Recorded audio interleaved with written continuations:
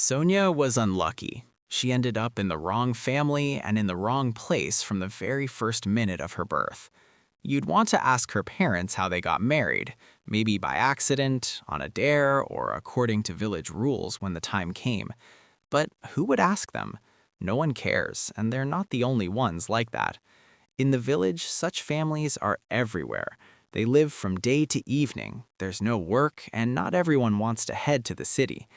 If a one-time job turns up in the village, that's already good, but few manage to bring the earned money home.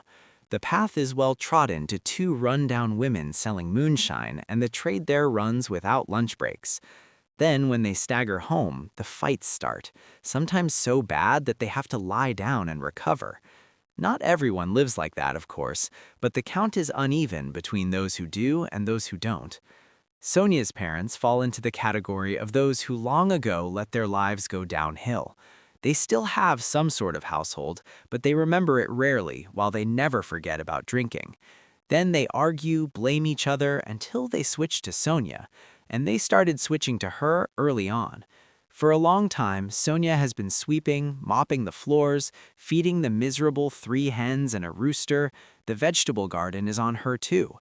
Running to the store on the other end of the village for bread, also Sonya, in rain or snow. In short, as the neighbor Baba Klava said, they don't spare the girl. Even though Sonya didn't live in luxury like in Dallas or Cannes, she still pitied her parents, especially in the mornings. Mom would come out holding onto the wall, uncombed, in a robe she might not take off for a month, while Sonya had long been washing and folding clean parental clothes herself. Then Mom could drink 3 glasses of water in a row, saying her insides were burning. And Dad was always underslept in the mornings, with shaking hands and bent legs, shuffling to the kitchen, tormented by thirst even more than Mom. He drank water too. Then he'd somehow go to work. Sonya was afraid that one winter Dad wouldn't make it. He'd fall somewhere and freeze like neighbor Nikolai. By 15, Sonya was fully running the household, and she was still going to school and doing well.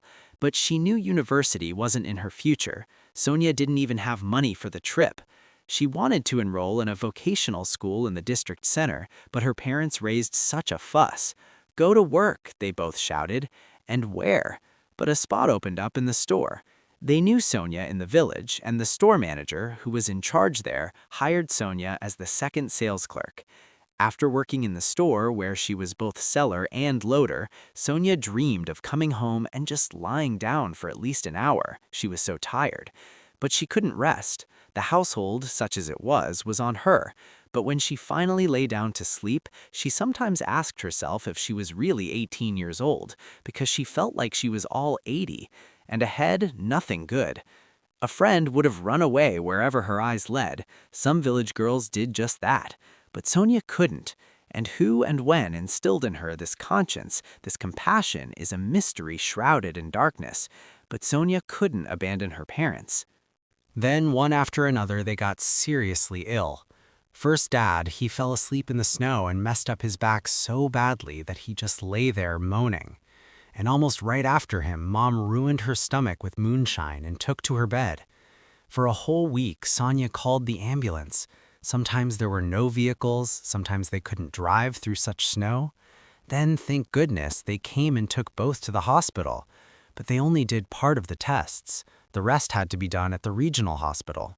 Where to get the money? Sonya took an advance on her salary from the store.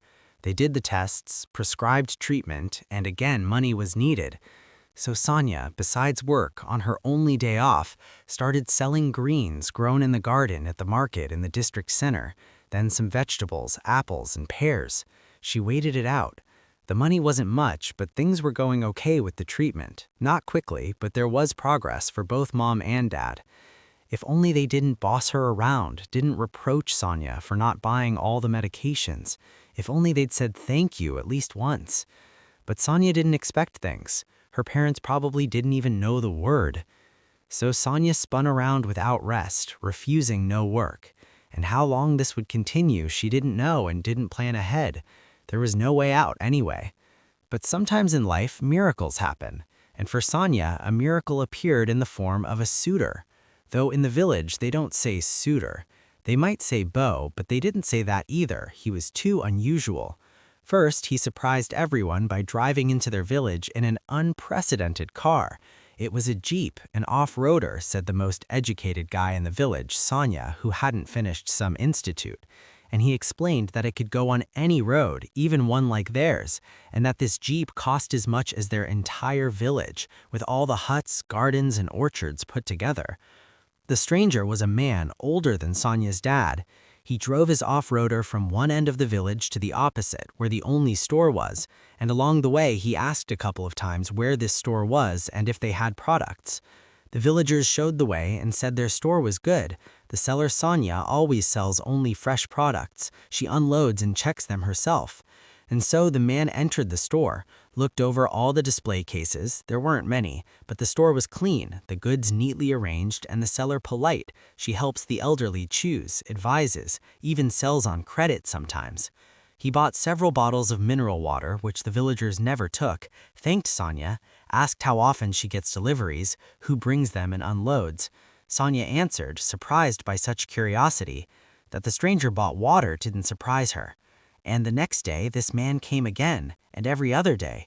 For a whole week, he drove just to buy water, refused change, but Sonya still counted it out and laid it on the counter. Then he invited Sonya to go to the city for the weekend, said he'd recently arrived in these parts and it would be better to explore the city together. If Sonya didn't mind, he'd ask her to keep him company. Well, he surprised Sonya. He was Pavel Vasilyevich. They'd already introduced themselves, and he surprised her by being an interesting person. Sonya guessed that right away when he was buying his water. They often talked about this and that. Sometimes villagers in the store listened and wondered what they were talking about. They knew Sonya was a smart girl, just with deadbeat parents, but that she talked as an equal with this rich man, and he listened to her respectfully. That was amazing. She wanted to refuse his offer, but then decided she could break out of the village at least once and agreed. Sonya had never had such a weekend day. In fact, she never had weekends at all, but this one turned out great. They drove around the city. Pavel Vasilyevich asked if anything had changed here. Sonya didn't know, it was only her second time. And here were signs and ads in English. With regret, Pavel Vasilyevich said, but the spirit remained provincial. And that's what makes the province good. It preserves that spirit. He told how carefully they treat history in Europe, mentioned that it's very clean there, whether in big cities or tiny ones. When I first went to Germany, he said, I was surprised that no one throws trash past the bin, and I noticed because several times if someone missed, they'd pick it up and throw again and hit. He recalled from school that it's clean not where they clean, but where they don't litter. He spoke, and Sonya agreed with Pavel Vasilyevich, even from the example of the small area near her store. A customer comes out, tears open a cookie package, and throws it underfoot for others, as if they have no idea why there are two bins there. But Pavel Vasilyevich didn't just talk about cleanliness and order. He could paint a full picture of this or that country in a few sentences. It turned out that even without knowing the language, he went to the theater and especially loved operas. Do you like music, opera? He asked, and immediately apologized. Don't be offended, Sonya. I've already understood how you live. You've taken everything on yourself, and they say it's been like that since your early childhood. Tell me about your parents, your family. You have problems. Maybe I can help. Why do you need this? Sonya felt anger rising at this interest from Pavel Vasilyevich. It angered her. What was there to tell? He probably guessed. Surely the villagers had already told him everything, so did he need confirmation? Pavel Vasilyevich understood what Sonya was thinking and decided to explain. I'm sure you're a smart girl. You should study, get an education, jump out of this life somehow, and build your own.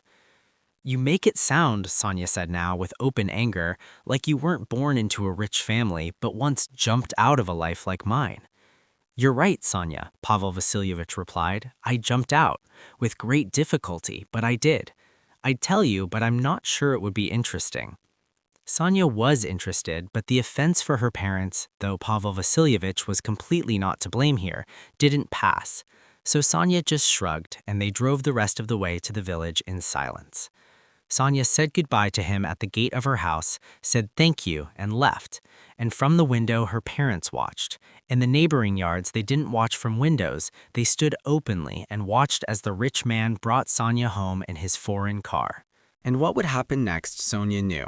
Talk would spread through the village with such details that never happened and couldn't have. And at home, they'd interrogate her now. And so it was, straight to the point. Don't let this rich guy slip away. He's a millionaire, clearly has his eye on her. Let her agree to everything. Then it'll trickle down to them. He'll help with money, get them into a good hospital. After all, parents need help. They raised her. Where's the gratitude? They talked about this all evening, bringing their arguments, already making plans for how they'd live if Sonya married the millionaire. And Sonya wasn't even surprised. She expected nothing else from them. Just as she didn't expect that the village wouldn't gossip. Even shamelessly, they asked outright how he was as a man, this millionaire, and if Sonya would marry soon. They said luck had come to her parents. Now they'd roll in butter like cheese. One distant neighbor, right in the store, in front of everyone, asked, "Sonya, does your millionaire have a friend or buddy? Mine's almost grown up. It'd be great for her too." That's it. Sonya didn't want to hear any more. If Pavel Vasilyevich came today, she'd tell him straight out. But she probably couldn't ban him from coming to the store. It's not her own store. But she wouldn't ride in his Jeep anymore, and he should understand that. Only she didn't get to say it. Pavel Vasilyevich came into the store right before closing and said, "Sonya, introduce me to your parents. Today, now, if possible." Well, fine, Sonya would introduce him. Let Pavel Vasilyevich sober up about her and her parents. And together they went home to Sonya. Sonya's parents didn't come to their senses right away when they saw what guest Sonya had brought. Then they fussed. Dad brought the only decent chair, Mom started wiping it with her apron for some reason, and thank God they were sober. In short, let them meet, Sonya thought, knowing that once Pavel Vasilyevich met her parents, he'd unmeet them, because she'd tell him not to come to her anymore and wouldn't explain why. He'd figure it out himself. But she'd have to talk about something else. Pavel Vasilyevich addressed Sonya's parents respectfully. "I haven't asked Sonya yet. I decided to ask you first. I want Sonya to become my wife. I promise that neither she nor you will know need in anything. I understand I'm much older than Sonya, but I've never been married. On Sonya, I want to marry if she agrees." How Sonya pitied her parents and was ashamed for them. They couldn't hide that they were ready to bow at Pavel Vasilyevich's feet, anticipating the life he'd provide them. And here, Sonya was 100% sure that her own wishes meant nothing at all. The main thing was that this millionaire didn't change his mind. And then the girl spoke, in front of her parents, who couldn't even imagine their always obedient Sonya could speak like this. She addressed Pavel Vasilyevich as if not noticing that her mom and dad were there too. "I respect you, Pavel Vasilyevich," Sonya said, "but now I realize I respect myself a little too. You're buying me. I'm affordable for you, especially since the sellers won't ask much. Why do you need me? I'm not from the city, not trained in your etiquette. I'd understand if you offered a job as a housekeeper or something. I'd probably agree to leave. No, parents, don't worry. I'd share my earnings with you. That's what you need me for." And after thinking a bit more, Sonya added, "Well, if you provide hospital and rehabilitation for my parents and fix up the house, give them money, then I agree. Let's do it soon." "I understand you, Sonya," said Pavel Vasilyevich. "I understand everything. Then, before the wedding, I ask you to come with me to my house, which I've already bought in the suburbs. I promise I won't offend you. I just suggest we live there together to get to know each other better." He took out his wallet and pulled out money, laid it in front of Sonya's father, and said, "I think in a day or two I'll arrange for the hospital. You'll go through a full course of treatment. If rehabilitation is needed, there'll be that too. While you're away, I'll send builders. They'll fix everything up here." About the builders, Sonya's parents weren't listening anymore. They were looking at the money. The remnants of shame didn't let them grab it right away, but you could guess with what impatience they waited for Pavel Vasilyevich to finally leave, taking Sonya with him. The girl couldn't even imagine what kind of house Pavel Vasilyevich had. She'd seen such in American movies. But here, in his house, the kitchen alone had such appliances that Sonya spent 2 days figuring out the multi-cooker and food processor. She immediately rejected the dishwasher and the multi-cooker, too. One time, she made potatoes in the oven for dinner and chicken there, too, and watched as Pavel Vasilyevich ate and couldn't stop. Then, though he blushed, he asked for seconds. And Sonya cleaned this huge house with pleasure. Actually, smart vacuums did the cleaning. In short, Sonya liked everything here, but most of all, the pool. She splashed in it 3 times a day. There were many strange things here, not so much in the house as in how Pavel Vasilievich behaved. He slept on the first floor in the bedroom next to his office. He gave Sonya the entire second floor, a bedroom, one door from which led to the bathroom, a library, a large room with a huge TV. In the evenings after dinner, they sat in the living room and watched videos that Pavel Vasilievich had recorded during his foreign business trips. Sonya already knew his company collaborated with several foreign firms, so trips abroad were part of Pavel Vasilievich's work. Then the man warned Sonya that tomorrow a designer would come, let Sonya choose clothes with him. And Sonya understood that it was necessary. She had nothing suitable to match how Pavel Vasilievich dressed. And then she guessed he'd talk about the wedding any day now, and waited. There was no fear or anxiety. In all this time, Pavel Vasilievich hadn't made a single move to force Sonya into closer relations, and that surprised her. What did it mean? So the girl couldn't hold back and asked Pavel Vasilievich straight out how to understand their relationship, and she didn't expect what she heard. He confessed that he was her uncle and her father's older brother. Pavel Vasilievich had never seen his father. He left without saying anything to Mom, though he knew she was expecting a child, and Mom raised Pavel alone. His childhood was hard, constant lack of money. Once he wanted to find out where his father was. Mom asked him not to ask her, but he understood how much he'd hurt her. He didn't ask. He started working early, or rather doing odd jobs, otherwise it was impossible. Mom had been ill for a long time but held on until she had no strength left. Then Pavel quit school and worked almost around the clock. For a time, Mom's illness was halted, but only for a time. Mom died a week after Pavel turned 20. He was in despair, started drinking, got into the corresponding crowd, then stopped himself. He went to evening school, got his diploma, worked till he was soaked in sweat, and even enrolled in university on correspondence.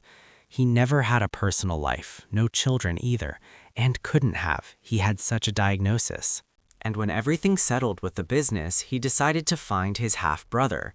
Mom, before dying, told him there was a brother about 10 years younger. She'd learned that long ago from an acquaintance. Where this brother lived, she didn't know. She only gave the father's surname and name, because Pavel Vasilievich didn't bear his birth father's surname or patronymic. Mom registered him with her surname and her own father's name as patronymic. The older I got, Pavel Vasilievich continued, the stronger the desire to find my brother, and when I wouldn't have the strength to work anymore, to pass the business to my brother. It took a long time to search, but I found him and went to meet this brother of mine. Only first, I wanted to learn what he was like. Pavel Vasilievich was wary that his brother lived in a remote village. Well, he had an idea of village life today. And still, he hoped his brother would turn out non-drinking. Alas, hopes weren't justified. His wife was a match, and most of the village too. When Pavel Vasilievich arrived, he inquired about his brother and family, realized the younger brother wasn't what he'd hoped. Then such despair set in, meaning no one to pass his company to, which he'd built from scratch. No single relative soul, it turned out. But then they told him that this deadbeat brother and his equally deadbeat wife had a daughter, a golden girl, as one old man put it, just got the wrong parents. He asked about her, learned she worked as a sales clerk in the village store, had been pulling the household since early childhood, and decided to see his niece without revealing who he was, of course. So he started buying water from Sonya, which he doesn't drink, but he needed a reason to come to the store each time.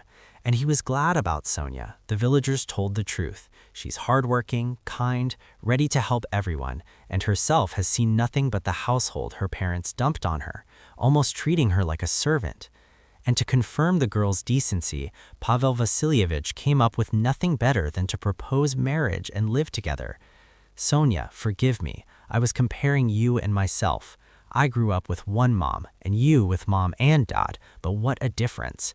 And you didn't get bitter. You didn't wave off your parents. You agreed to marry me then, so I'd help treat your parents, right?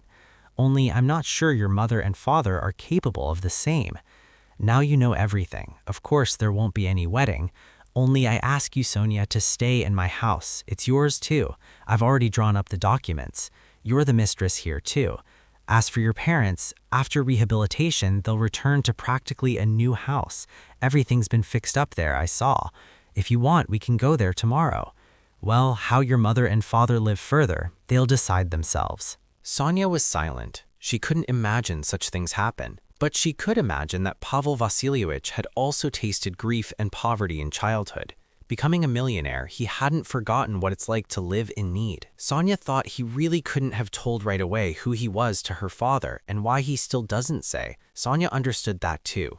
And Pavel Vasilyevich continued, Sonya, you need to study. I understand you've forgotten a lot. So there are tutors. We'll catch up. You just decide who you want to be. The company will be yours anyway, but I won't force you to work there. I know for myself how important work you love is. What do you think of my proposal? Will you give me time to think? Sonya still couldn't come to herself. She'd think about everything she'd learned, put herself in Pavel Vasilyevich's place, think about how to call him now. But of course, think about who she wanted to become, and that turned out the hardest.